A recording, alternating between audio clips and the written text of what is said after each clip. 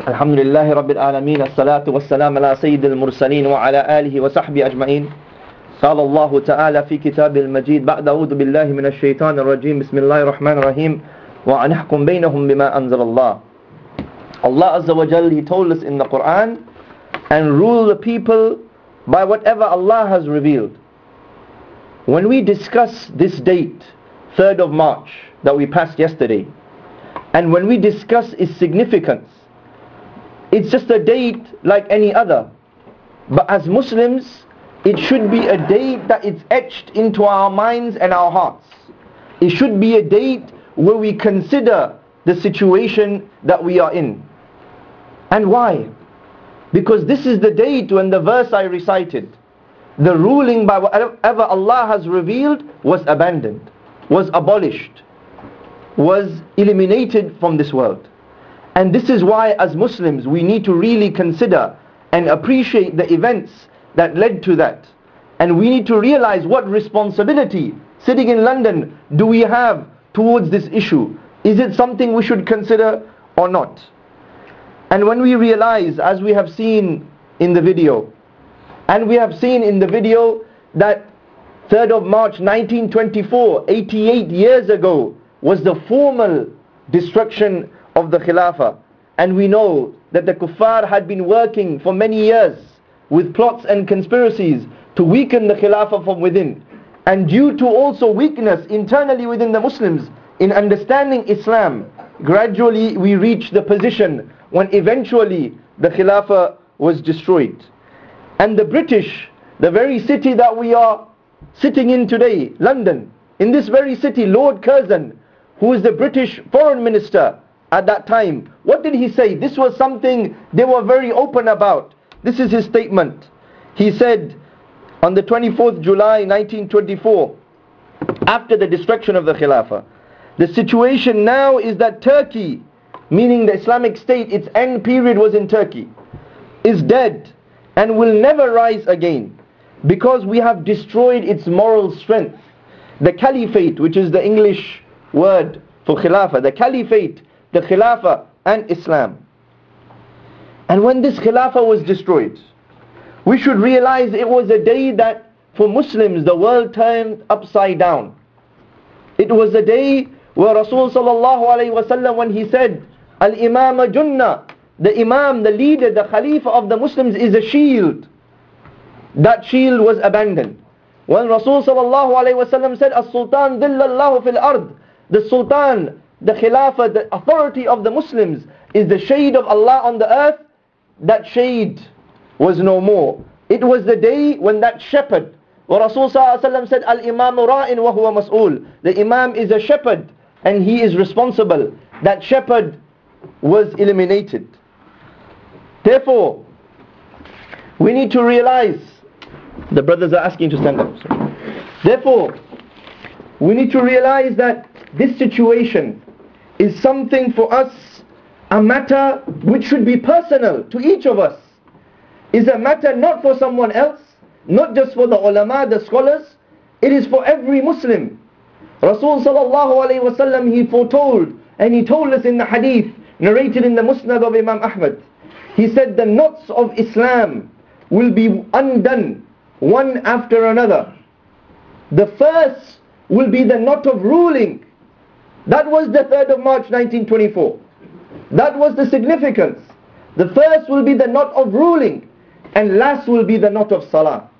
And we see when the knot of ruling by whatever Allah has revealed by the kitab and the sunnah is undone, everything is unraveled. The zakah, the salah, the khimar for the women, the security for the Muslims, the unity of the Muslims, all of those things are destroyed.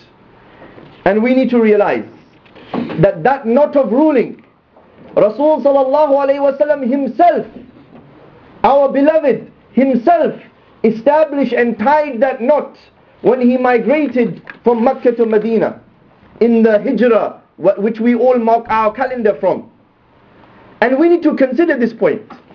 Why do we as Muslims mark our calendar when we say, what is the date? We say it is 1400 and something years after the Hijra, right? We mark our calendar in the Hijri sense. Why do we consider the Hijra as the beginning of the Islamic calendar. This was in fact began at the time of Umar radiallahu anhu, when he was the Khalifa, the ruler of the Muslims. Why did he choose this date?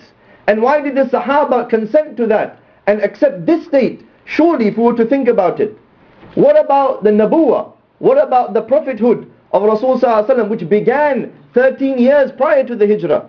Why was that not the beginning of the Islamic calendar?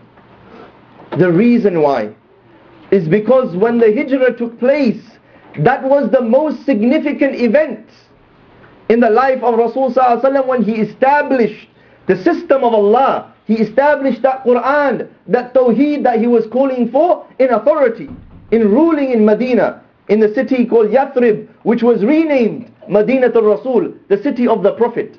And that land became known as Dar al-Hijra, the land of the migration. And after Rasul sallallahu alaihi wasallam's death, he told us that in a hadith, he said, كانت بنو إسرائيل تسوسهم الأنبياء, that the children of Israel, the brother he recited in the Quran, verses related to Bani Israel and related to the ruling of Islam, which apply to us as well. When we understand the children of Israel, Rasulullah said that their siyasa, their affairs, were looked after by the Anbiya, by the prophets. So we know, if we read the Quran, we know Sulaiman alayhi salam, Dawood alayhi salam, the prophets used to rule over the Jews, Bani Israel. And after one died, they were succeeded by another one. So there were Anbiya being succeeded one after another. Rasulullah said, after me, la nabi ba'di, there is no prophet after me. وَسَتَكُونُ خُلَفَاءُ فَتَكْثُرُ. He is the one, the term Khilafah, Rasulullah is the one who taught us that term. He said, and after me, there will be khulafa, there will be successors, and they will number many. And the Sahaba, they said, Ya Rasulullah, what do you order us? And he said, obey them, for Allah will question them for what He has entrusted them with. So we need to understand that when Rasulullah he taught us this hadith, and he taught us that there will be successors to this rule, that there will be succession and inheritors. The word Khilafah and Khalifa in the language, in Arabic, actually means inheritor. So Rasulullah said, prophethood has ended, but after me, if we were to translate it literally, he says, after me, there will be inheritors, people who will come after, who will inherit what I have brought. But we know, prophethood has ended. So what did Rasulullah bring which was so significant that it requires an inheritor? What did he bring that would require somebody to inherit over our affairs? It is the same hadith when he started. He said the siyasa, the affairs of the people were looked after by the prophets. The prophethood has ended, but that looking after will continue. And it will be by the khulafa, the people who will inherit and rule by the kitab and the sunnah. And we know, indeed it was Allah Azza wa Jal, He mentioned in the Quran, أُولَٰئِكَ الَّذِينَ أَعْتَيْنَاهُمُ الْكِتَابَ وَالْحُكْمَ وَالنَّبُوَّةِ. Allah Azza wa Jal, if we look at this verse, Allah Azza wa Jal, He's saying they are those whom we gave the book and the hukum, the ruling, and the nabuwah, the prophethood. If we look at the ulama, the scholars, they say this verse was revealed after the migration. When Rasul ﷺ was established in authority, there are many verses in the Quran, الَّذِينَ إِن مَكَّنَّاهُمْ فِي الْأَرْضِ, when we established you in authority on the earth. So Allah teaches us that the Messenger of Allah, he is the one who established the ruling of Islam. And after him, what would happen? The Prophet told us, there will be khulafa, and they will number many, and they will rule by the kitab and the sunnah. And we know their names. Every Jum'ah when we go, we hear their names. The Khulafa al-Rashidun, the first ones, the pioneers, the ones who are ruling, they were Rashideen, the rightly guided. Abu Bakr as-Siddiq, Umar radiallahu an, Uthman ibn Affan, Ali ibn Abi Talib. We learn their names, may Allah be pleased with all of them. That these were the ones who inherited one after another. And they inherited what? They became what? The rulers of all the Muslims in the world. The Khilafah is the general leadership for all believers. The Khalifa is the one who rules the land and looks after the affairs from what Allah has revealed. And that chain, and this is what 3rd of March is about, that chain it continued from the time of Rasulullah, one after another. Yes, there was a period of the best of al-Rashideen, but even after that, it continued, like the ulama explained, that there was mistakes and problems that came in Banu Umayyah, in the Umayyad period, and the Abbasid period, and the Ottoman period, but still, Islam was established, as we saw in the video. Islam was dominant, and it became the superpower in the world, until in the end, the last Caliph of the Muslims, Sultan Abdul Majid, was removed from authority and power. And some of these Khilafah, some of us may know their name, some of us may not. Unfortunately today, the name of celebrities and pop stars and Beckham and Rihanna and all of these people, for us would be in our minds. When we say Sulaiman al-Qanuni, people are like, who is that? When we say Sultan Murad, who is that? When we say Muhammad al-Fatih, who is that? Okay? So when we have to realize that there is a history to Islam, these were the people in the past, the Khilafah, who ruled in different periods of time, and that continued until that date when it was removed with the help of the man, the shaitan, Mustafa Kemal Ataturk. May the la'na, the curse of Allah be upon him. And we must appreciate, because there are some who say, but no, the Khilafah only lasted for 30 years. And that is a hadith they quote. Rasulullah said there will be Khilafah for 30 years, and after that there will be Muluqiyah, there will be like a hereditary rule. Okay? A type, what people term or they translate as kingship. But when we look to the ulama and the scholars, when they explain, they say yes, we have the hadith in Musnad Imam Ahmad, where the Prophet ﷺ talked about different periods of time. He said, after me, there will be Khilafah ala minhaj al-Nabuwah, there will be the Islamic government on the path of prophethood. After that, there will be inherited rule. So there will be like from father to son, but he did not say that it will be the rule of kufr. And that is why, when we look at the great Ummah of the Muslims, when we look at Abu Hanifa, Ash-Shafi, Imam Ahmad ibn Hanbal, Imam Malik, Ibn Taymiyyah, if we look at throughout Islamic history, even in the period of oppression, even if they were imprisoned, did they ever turn around and say, we do not accept the Khalifa of the time, we refuse the bay'ah, he is not the one who has legitimate right, he is not the one who is really ruling by the Kitab and Sunnah? No. They never said that. They accepted the Khulafa, because they know of the hadith, they know of the countless narrations which talk about obeying the Imam, even if he whips your back. Even if he whips your back. As long as the Kitab and Sunnah is established, if he makes mistake, correct him, account him. But you cannot rebel against him. The hadith in Bukhari, and do not dispute with the people of authority, illa antro kufran buah, until you see from them an open kufr. So we see that that continued.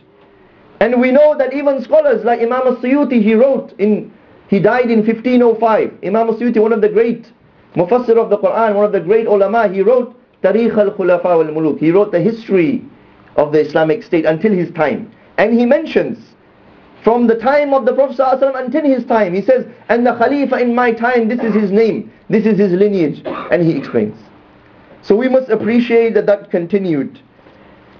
And the Muslims became pioneers in all fields, in science, in technology, in mathematics, in chemistry.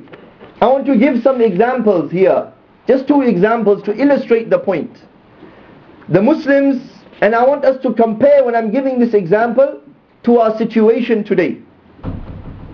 The Muslims presented, the Khilafah presented a gift to the Emperor of Europe, Charlemagne. He was known as the King of Kings. Okay? And when they presented a gift, the gift was, because it was a custom in international relations, they used to send gifts.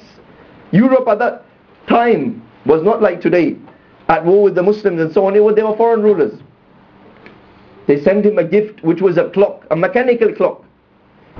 And when that clock was opened in the court of the ruler, all of the courtiers from the kuffar became so amazed, they were so worried, they thought it is possessed by evil spirits.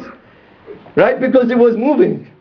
Okay, that was, the Muslims were the pioneers in technology, whereas we saw the West was in the dark ages at that time. The second example I want to bring is George II, the King of England, the King of this country. in the past, during the Ottoman period. And this shows exactly, this shows the Muslims became, when they were united, when they had the Kitab of Allah established, it led them forward, it led them to progress. When we even hear lots of words, even the word alcohol in English, its origin is in Arabic. Chemistry, alchemy, okay, algebra, algorithm, these are all from Arabic or from names like algebra, al-Jabr. Okay, al-Khwarizmi, one of the most famous mathematicians of the Muslims, they could not pronounce his names. What is algorithm? That's how it's come about. Okay, so we must appreciate that. The second example, the King of England, he wrote a letter to the Khalifa requesting him to take a group of female students who were the daughters of the noblemen within England, including the king's own niece, because he knew at that time, today where are the centers of learning in the world, the top universities, Harvard, Cambridge, Oxford. You go to these universities, you will find people from the Muslim world coming there. At that time it was opposite. The King of England sending his niece to the Islamic land, the cities of Baghdad. Today it lies in ruins, but at that time it was the most center of civilization, the center of the thought in the whole world. Andalusia in Spain, it was the same case. So what did this king, he wrote, and this is found in a book, Arab Sovereign Factor in the Middle Ages. It's written by a non-Muslim author, John Davenport. He says, this was the quote from the letter: after compliments and honor, you see, and compared to today, right? This is how he starts the letter, the king. We have heard of the great and abundant achievements of the scientific institutes and production plants in your esteemed country. So we decided to have our children grasp some of these bounties, which will be a good precedent of your influence to spread the light in our lands, which is covered in ignorance from all sides. This is the king of this country. We have placed Princess Dubant, one of the princesses, his niece, the daughter of our brother, in order that she may be initiated in higher learning, and along with her colleagues be under your blessing, and will compassionately undergo the learning process. I have sent a humble gift along with the princess for your nobleness, and request you to kindly honor it with acceptance. Your obedient servant, George II. This is how the King of England addressed the Khalifa of the Muslims. Your obedient servant. And today they act like the masters, and all the rule of the Muslims are like dogs under them, and they tell them what to do. Look at the comparison. Subhanallah. After this date, 3rd of March, this is the date when Rasul's hadith then came true, when he said, after the hereditary rule, there will be mulkan jabriyan, there will be a biting oppression. There will be a tyrannical, oppressive rule. And this is what the whole of the Muslim and the non-Muslim world is living under since that time. Subhanallah, Rasul said in a hadith that one day of justice under the Imam, one day of justice is better than 60 years of ibadah. Subhanallah, that is the power of the Islamic rule, and that was abolished. And what do we see since that time in our lands? We saw in Turkey where it began. Mustafa Kemal, he tried to start to work against, and he was an enemy of Islam to the extent he changed the script of the people, which was Arabic, to what? Latin. He even wanted to ban the adhan in Arabic. He forced the women. It was enforced that they wear the Western dress code. They could not wear the khimar. The khimar was banned in Turkey years before it was banned in France. And Turkey is supposed to be a Muslim country. We must realize this is what occurred in our lands. We had turmoil, problems, wars between Muslim against Muslim, Iran-Iraq war, the Pakistan-Bangladesh war. We had wars and occupation, Afghanistan, Iraq, Palestine in 1948. The Haraam, the third most sacred mosque for the Muslims, which is something linked to the Iman of the believers, which is mentioned in the Quran, which is mixed with the blood of the Muslims. Ali radiallahu anhu, he said, would that I was a piece of straw in the bricks of Al-Aqsa. Subhanallah, that is how dear it is for the Muslims. That land was taken by the Yahud, the enemies of Allah, those who betrayed the prophets. The state of Israel was established and we see what's been happening there. They've been killing the Muslims. And we have seen now, even until today, Bashar al-Assad slaughtering his own people. So the rulers of the Muslim world started not fighting against the disbelievers, started fighting against the believers themselves. His father bombed Hama in 1982. We watch the news, we'll see in Homs, in the city, he's destroying it, he's slaughtering. Even recently there was a video on YouTube, it's very difficult to watch, where you see that the Syrian guards, they are actually dishonoring a Muslim woman. That's just recently come up. This is the situation. We see in the land of the Haramain, the land of the Kaaba, the land where Rasulullah's blessed body is buried. What did the rulers do? Even though they claim to be Islamic, they invite America to come and kill the Muslims of Iraq. America has an air base in Dhahran, in the land of the Haram. This is the situation after the 3rd of March. In our own lands, in our own countries, they have abandoned the Sharia. Look at the laws. Some of us in the audience, some of the brothers I know are from Bangladesh. In Bangladesh, prostitution is legal since the year 2000. It's true fact. You go on Wikipedia, you will see it says since the year 2000, it gives you all the details. It is legalized to the extent the NGOs, non-governmental organizations say there is over 100,000 prostitutes officially in Bangladesh. And this is a Muslim country. Even in this country, prostitution is not legal. Okay, they still do it by other means.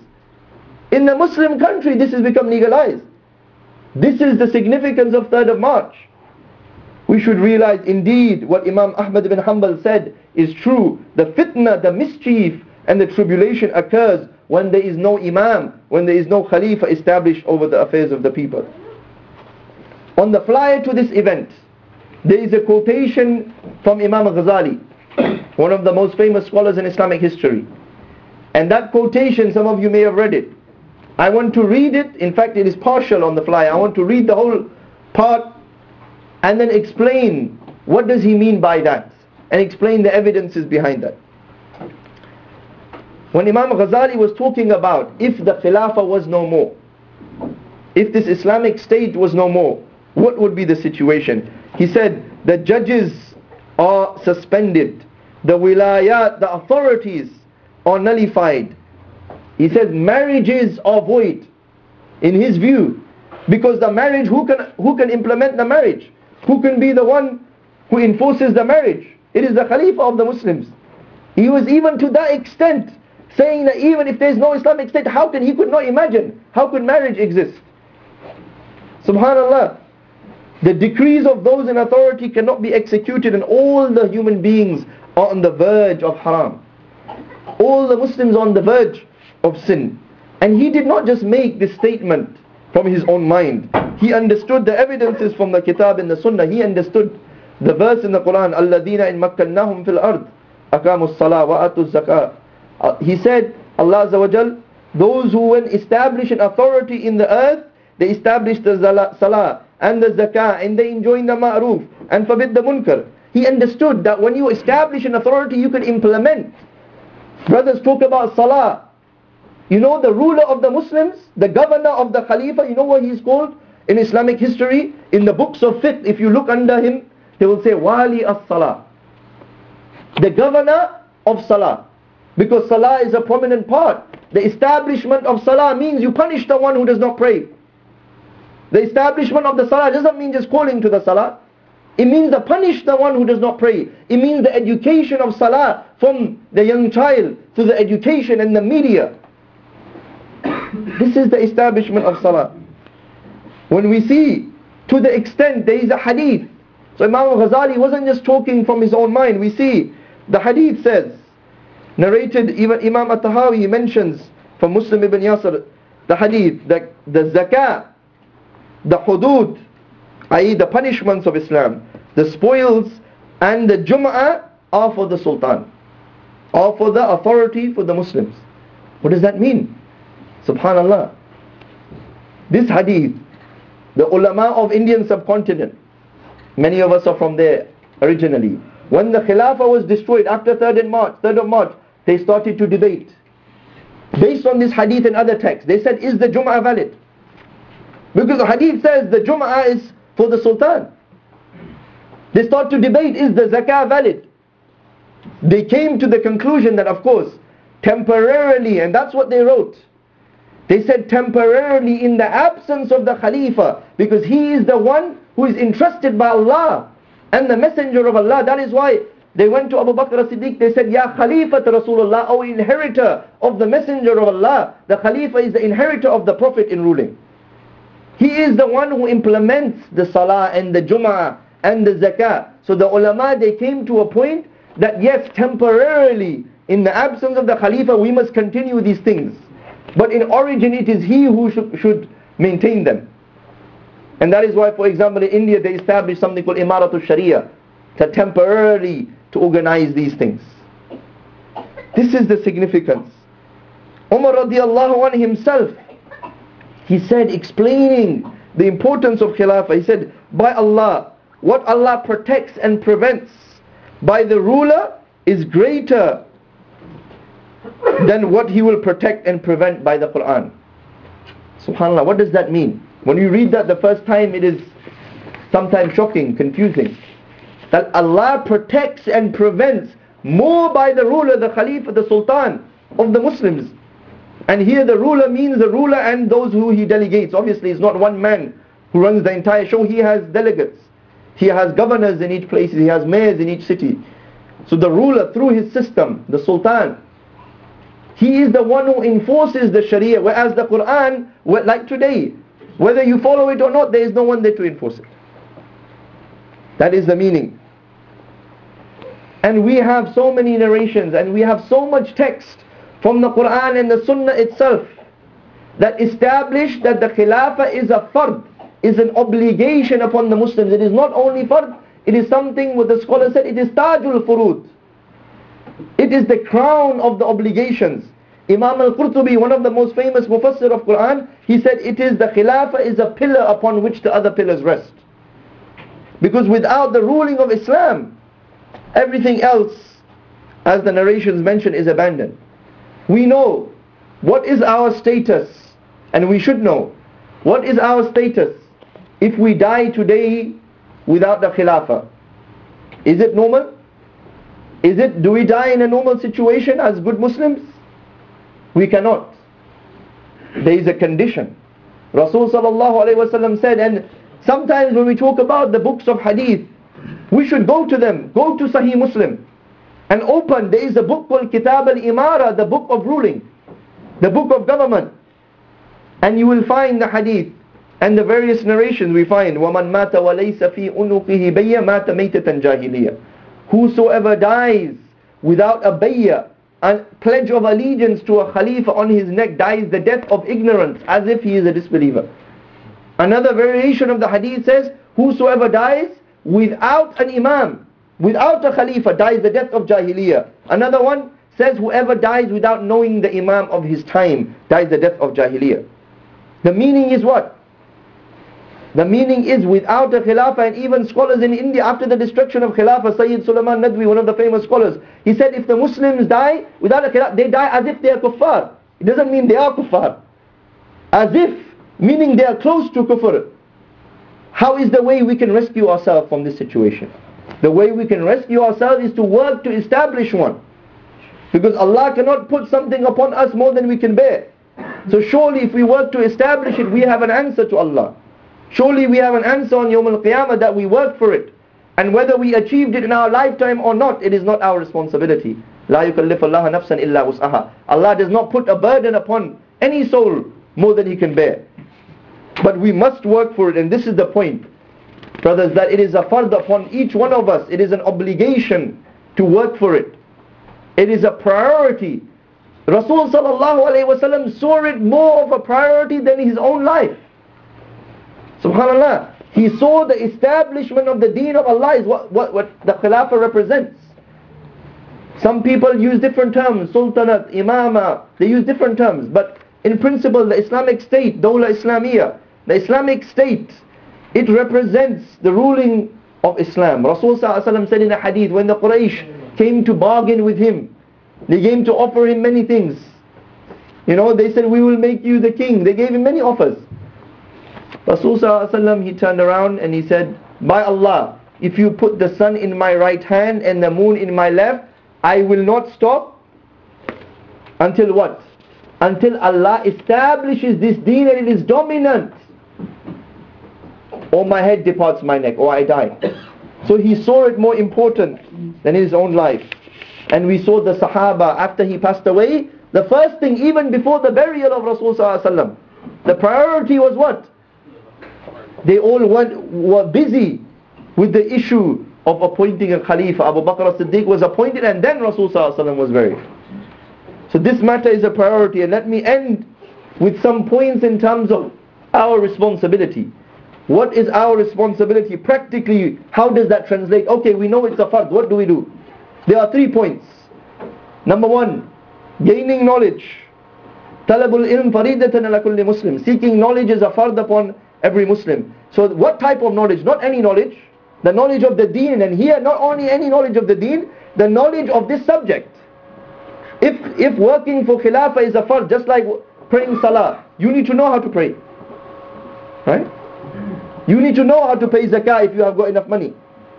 So you need to know what is Khilafah, what is the methodology, what are the evidences, what are the rulings.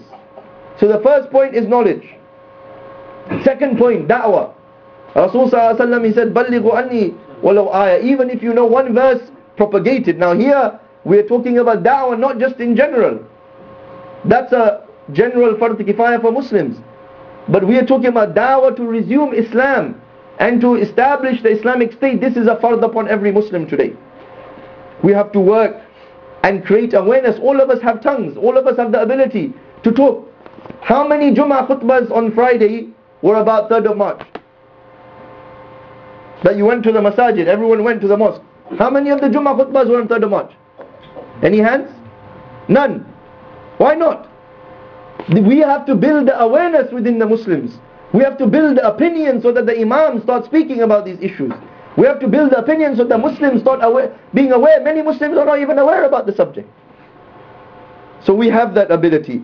And finally, Allah Azza wa Jal, He said in the Quran, وَتَعَاوَنُوا عَلَى الْبِرِّ وَالتَّقْوَى. He said, and help one another in birr and taqwa, in piety and goodness. This work is not an individual work. Cooperate with each other. You have to work collectively. You cannot work alone.